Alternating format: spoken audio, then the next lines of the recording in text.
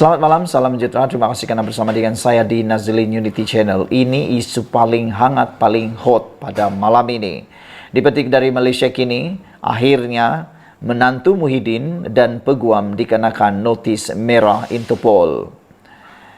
Menantu Muhyiddin Yassin dan seorang peguam telah diletakkan dalam senarai notis merah Polis Antarabangsa Interpol kerana dikehendaki SPRM. Menurut utusan Malaysia, perkara itu disahkan oleh Ketua Polis Negara Razaruddin Hussein. Ya, sudah, kata beliau, tindakan notis merah dikenakan terhadap mereka, katanya kepada akhbar harian itu. Dua individu itu ialah Muhammad Adlan Berhan yang berkahwin dengan anak Muhyiddin Nabilah dan Mansur Saad, seorang peguam dan tokoh penting dalam NERS Sendirian Berhad. SPRM mendakwa mereka dikehendaki berhubung projek yang melibatkan pendaftaran dan penyimpanan maklumat biometrik untuk pekerja asing. Kedua-duanya melarikan diri dari negara pada bulan Mei. Utusan Malaysia memetik sumber tanpa nama yang mendakwa Muhammad Adlan meninggalkan negara ini melalui sempadan Johor Bahru. Dia dipercayai berlepas ke negara ketiga, kata sumber itu. Muhammad Adlan melalui peguamnya mengeluarkan kenyataan yang mendakwa dia menjadi sasaran secara tidak sah dan menyebabkannya menderita dan berada di ambang kehancuran dari segi keuangan. Dia juga mendakwa bahawa akaun bank baik peribadi maupun yang dikaitkan dengan syarikatnya telah dibekukan tanpa notis. Bagi Mansur, dia mendakwa bahawa dia menjadi mangsa penganiayaan politik. Pada 2011, NERS Sendirian Berhad telah dianugerahkan kontrak 12 tahun untuk memantau kemasukan warga asing ke Malaysia serta mengeluarkan pas pekerja atau pas lawatan pekerjaan sementara PLKS. Saudara-saudara sekalian, isu ini sedang hangat diperkatakan di seluruh Malaysia. Ada yang berkata bahawa di manakah lokasi menantu Muhyiddin ini, dan ada yang menuntut supaya Muhyiddin Yassin mendedahkan perkara tersebut.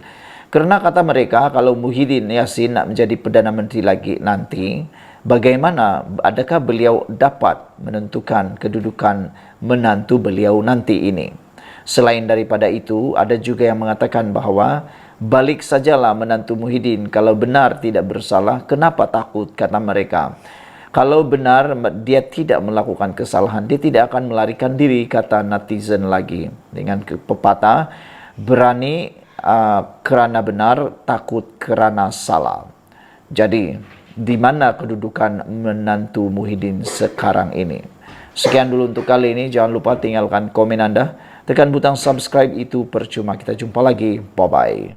Selamat datang, salam sejahtera. Terima kasih kerana bersama dengan saya di Nazilin Unity Channel. Ini satu keputusan mahkamah yang pastinya akan menggemparkan Perikatan Nasional, khususnya kepada Sanusi Maknur.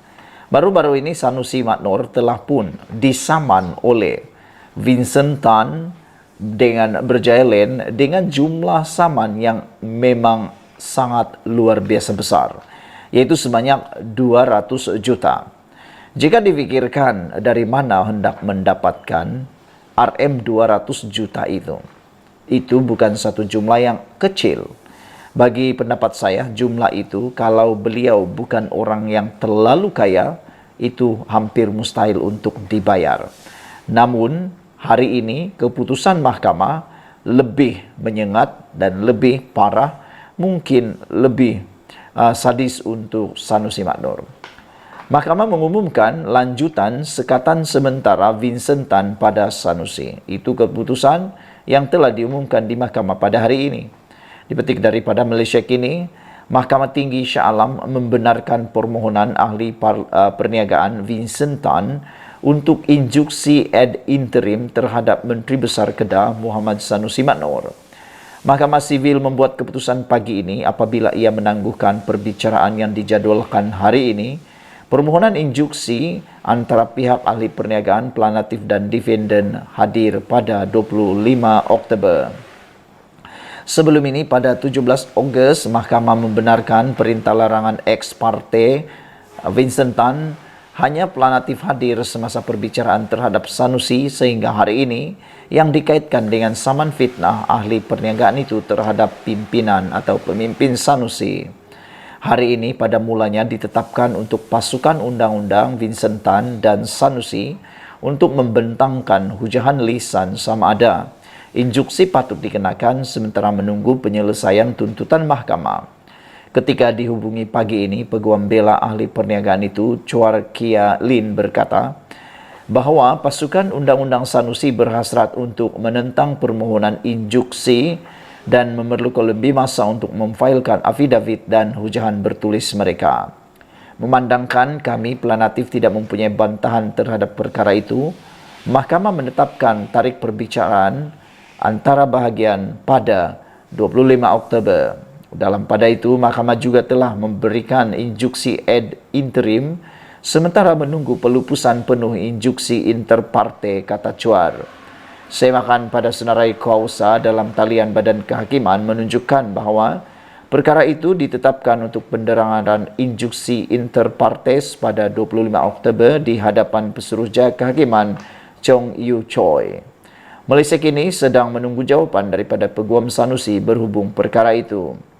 Sebelum ini, Peguam Tan mengeluarkan surat tuntutan maaf pemimpin Perikatan Nasional itu dan pampasan 200 juta ringgit.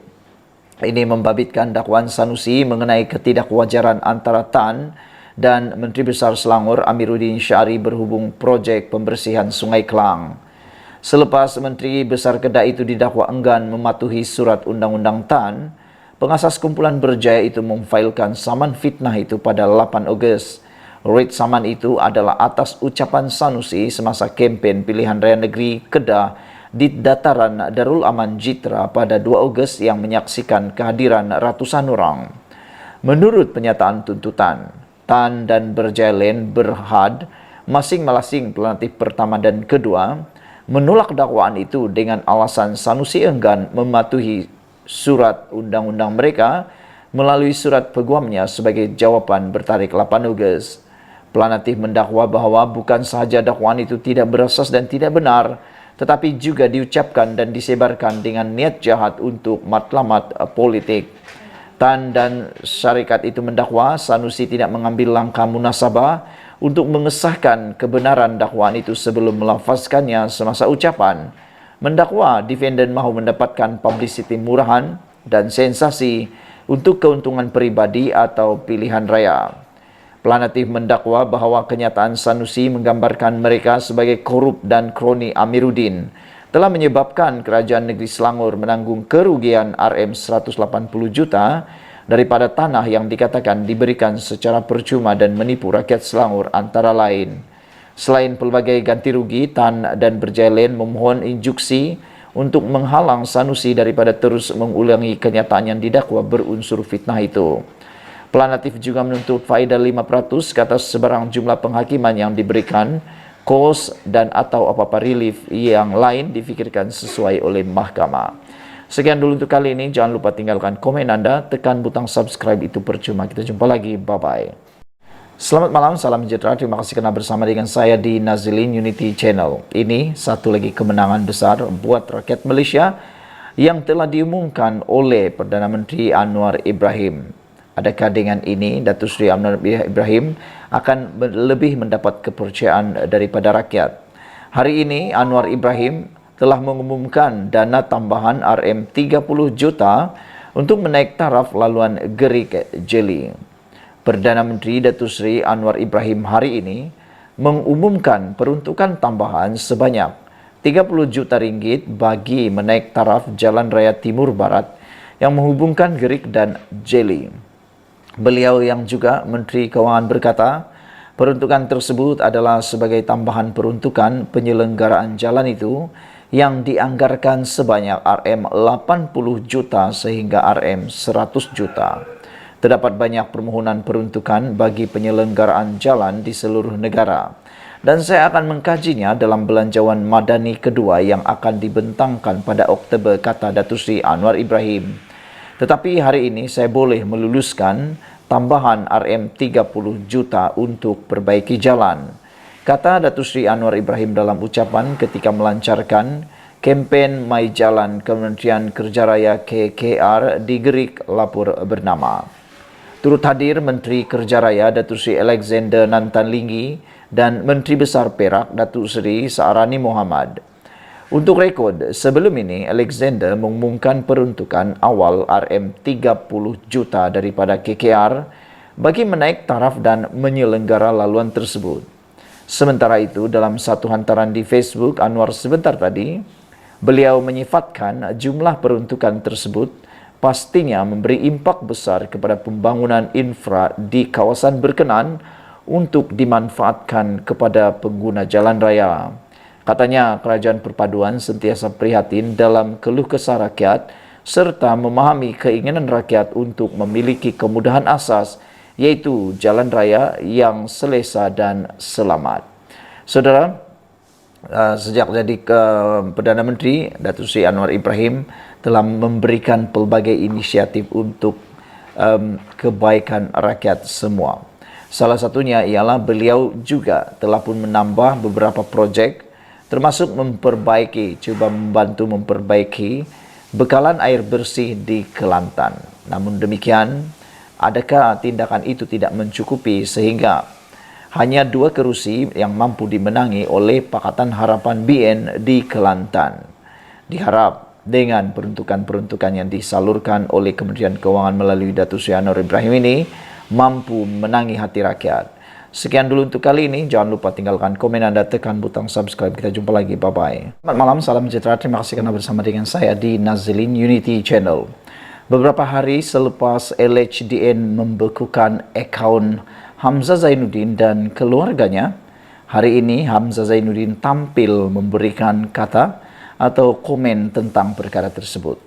Sebelum saya teruskan ulasan dan pendedahan pada petang ini, jangan lupa tinggalkan komen Anda, tekan butang subscribe. Tekan butang subscribe itu percuma, Anda tak perlu bayar apa-apa. Baiklah, kemarin kita digemparkan dengan satu isu yang luar biasa, yaitu akaun Hamzah Zainuddin dan keluarganya telah pun dibekukan oleh LHDN. Kononnya LHDN membekukan akaun tersebut ada kaitan dengan siasatan SPRM baru-baru ini. Namun demikian, yang lebih mengejutkan kita ialah apabila Hamzah Zainuddin tampil membuat pengakuan, tampil membuat pencerahan yang kita tunggu-tunggu. Walau bagaimanapun, sejauh mana kita boleh meyakini pendedahan dan pencerahan serta pengakuan daripada Hamzah Zainuddin ini terpulang pada Anda. Sila tulis dalam ruangan komen Anda. Hamzah Zainuddin kata akaun yang dibeku adalah atas arahan pemimpin politik tertinggi kerajaan.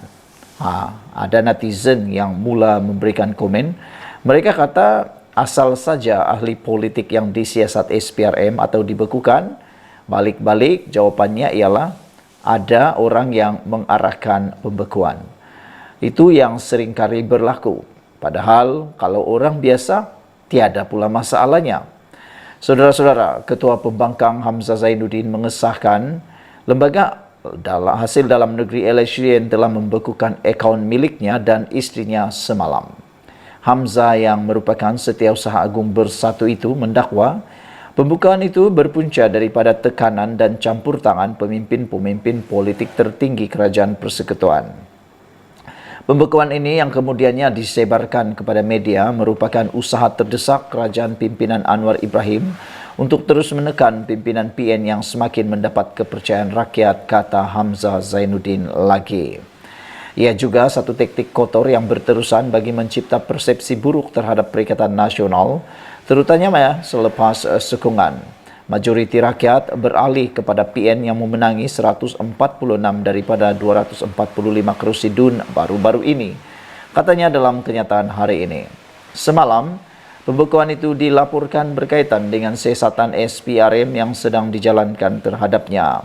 Hamzah berkata pendakwaan politik terhadapnya serupa seperti kes melibatkan pengerusi Perikatan Nasional Muhyiddin Yassin yang kini berdepan 4 pertuduhan salah guna kuasa berkaitan projek Jana Wibawa ketika dia menjadi Perdana Menteri. Pada 15 Ogos lalu, Mahkamah Tinggi melepas dan membebaskan Muhyiddin daripada 4 pertuduhan itu. Namun, 3 pertuduhan di bawah Seksyen 4 dalam kurungan 1 Akta Pencegahan Penggubahan Wang Haram, Pencegahan Pembiayaan Keganasan dan Hasil daripada Aktiviti Haram 2001 terhadap Muhyiddin Yassin masih lagi kekal. Hamzah Zainuddin juga berkata dia pasti ada banyak lagi tindakan politik akan diambil terhadapnya dan pemimpin PN lain dalam masa terdekat. Kezaliman kerajaan PHBN ini tidak akan menghentikan perjuangan saya, kata Hamzah Zainuddin lagi. Sementara itu, Hamzah Zainuddin berkata dia telah menyerahkan surat tuntutan kepada kerajaan SPRM dan Ketua Pesuruhjaya SPRM Azam Baki. Peguam saya sedang menyediakan kertas-kertas tindakan untuk tujuan memulakan tindakan mahkamah terhadap SPRM, Ketua Pesuruhjaya SPRM dan kerajaan kerana mengheret nama saya dalam kes pendakwaan yang tiada kena mengena dengan saya, kata beliau lagi. Sekian dulu untuk kali ini. Ikuti terus ulasan selepas ini. Jangan lupa tinggalkan komen Anda, tekan butang subscribe. Kita jumpa lagi. Bye-bye. Selamat petang, salam sejahtera. Terima kasih kerana bersama dengan saya di Nazilin Unity Channel. Isu hangat petang ini datang daripada Harapan Daily. Perikatan Nasional Kerajaan gagal berkuasa pun sebab peralatkan nama Islam. Itu kata pengarah komunikasi Amanah Nasional Khalid Samad. Apabila beliau kata Perikatan Nasional PN telah gagal mentadbir kerajaan negeri dan kerajaan persekutuan ketika berkuasa selama 33 bulan, namun ia berjaya ditutup dengan memperalatkan nama Islam. Sebelum kita teruskan ulasan pada petang ini, jangan lupa tinggalkan komen Anda dan bantulah saya. Tekan butang subscribe, itu percuma. Anda tak perlu bayar apa-apa. Dengan menekan butang subscribe, Anda mendapat ulasan terkini percuma daripada channel ini dan juga daripada rakan-rakan penganalisis politik yang lain, pemerhati politik yang lain, dan Anda dapat mengembangkan channel ini. Terima kasih atas bantuan Anda semua. Beliau berkata, Khalid Samad berkata, apabila kerajaan perpaduan di Selangor membentangkan prestasi sepanjang 5 tahun, ia sudah tidak lagi relevan disebabkan ada penyokong PN yang sudah didoktrin bahawa prestasi dan kecemerlangan kerajaan tidak penting.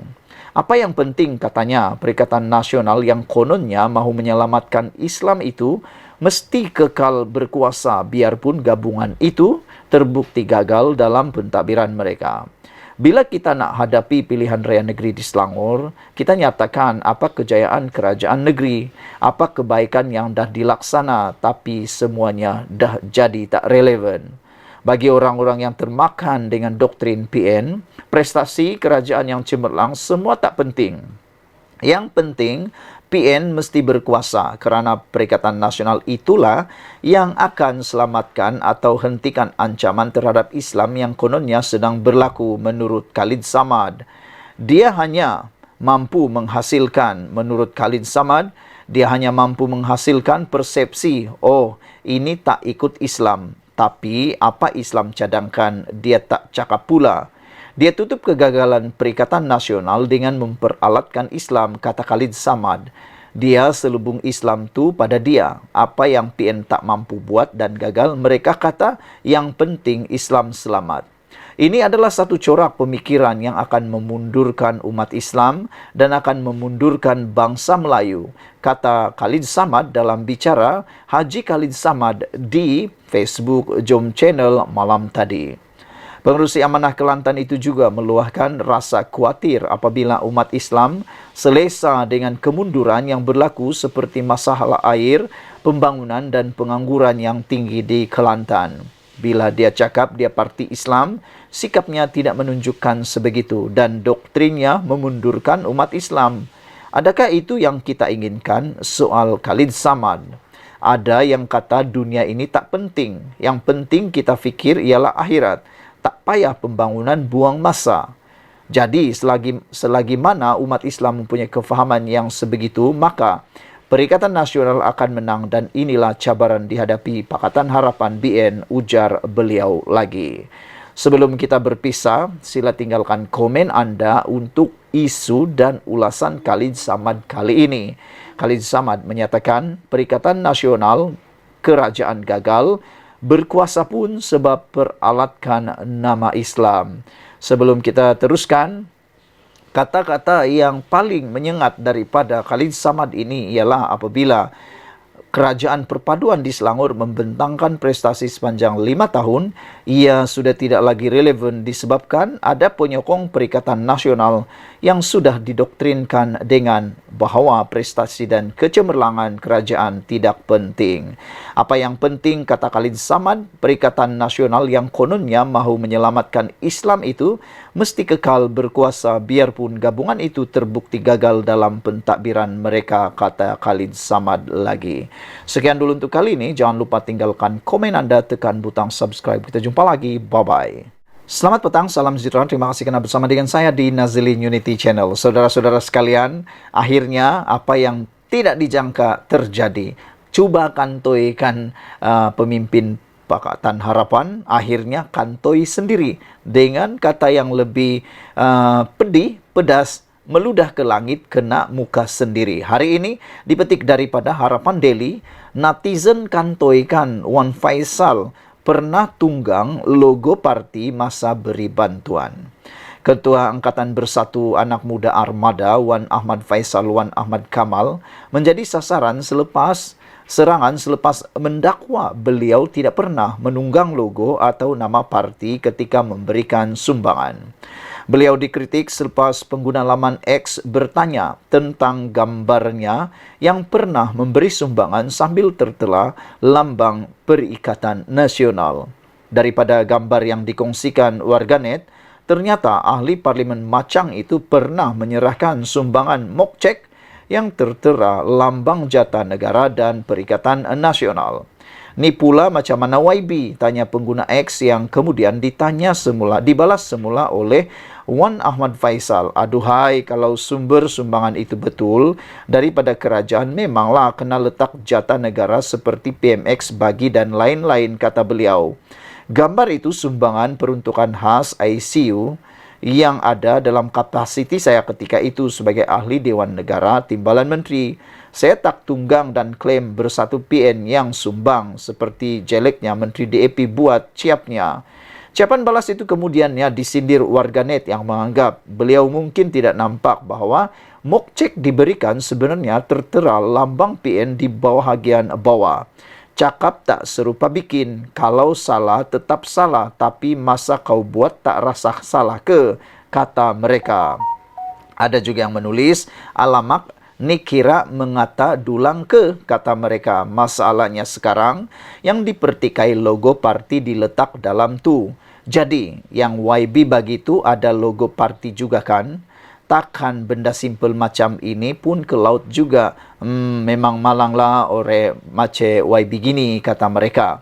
Sebelum ini, sejumlah peruntukan diberikan kepada beberapa buah sekolah termasuk sekolah jenis kebangsaan Cina di Perak. Bagaimanapun, satu keping gambar mock check yang mempunyai logo parti DAP mengundang pertikaian terutama daripada pembangkang yang mendakwa parti itu mempolitikkan sumbangan dana kerajaan demi mileage parti sendiri. Tidak ketinggalan, pemuda UMNO turut menuntut penjelasan dari Naib Pengerusi DAP, Eng Koh Ming. Ahli Parlimen Teluk Intan itu kemudian dalam sidang medianya semalam menjelaskan logo DAP pada mock check sumbangan kepada beberapa buah sekolah tidak sepatutnya dijadikan isu. Menteri Pembangunan Kerajaan Tempatan KPKT itu berkata, sebaliknya, perkara yang penting adalah sekolah-sekolah terbabit memperoleh manfaat daripada sumbangan yang diberi. Saudara-saudara sekalian, itulah dia perkara yang mana sebenarnya turut menjadi persoalan besar kepada netizen. Awas, ini amaran memang luar biasa. Berhati-hati ketika membuat apa-apa. Kenyataan, kerana sekarang ini netizen sudah cukup pintar. Dalam masa beberapa saat, mereka akan mengorek, menggali, melombong dan sebagainya, sehingga mereka jumpa perkara-perkara yang tak disangka. Seperti yang berlaku kali ini, netizen kantoikan Wan Faisal pernah tunggang logo parti masa beri bantuan. Sekian dulu untuk kali ini. Jangan lupa tinggalkan komen Anda, tekan butang subscribe. Kita jumpa lagi. Bye-bye.